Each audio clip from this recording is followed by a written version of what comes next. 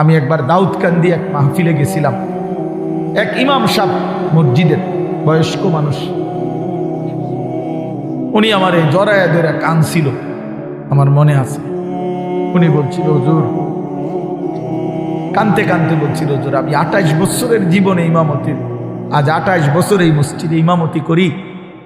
আমার জীবনের কত স্বপ্ন, কত আশা, বাচ্চাদের কত আবদার, বউ বাচ্চার কত চাওয়া পাওয়া, কিছুই পূরণ করতে পারি নাই হুজুর।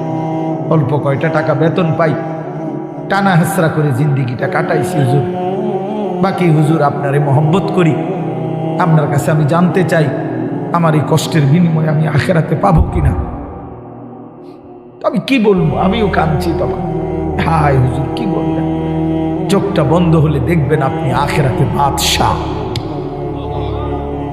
ইনশাআল্লাহ আমি বললাম, আপনি দেখবেন আপনি বাদশাহ, আপনি বাদশাহ। যারা আপনার এই দুনিয়াতে মূল্যায়ন করে নাই সেদিন তারা আফসোস করে, আফসোস করে।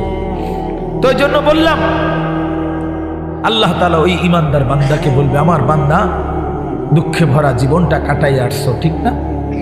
খুব কষ্ট পাইছো আমার বান্দা দুনিয়াটা, কিন্তু আল্লাহর কসম শুনেন, নবীজি বলছে ওই ইমানদার বান্দা সে তখন আল্লাহ পাককে বলবে, আয় মাওলা, আল্লাহর কসম মাওলা, জীবনে হায়াতে দুনিয়ার জীবনে দুঃখ কি জিনিস আমি কোনোদিন দেখি নাই। প্রিয় বন্ধু, 10 সেকেন্ডের জান্নাতের আরাম বাতাস তার 70 বছরের দুঃখ ভুলায়।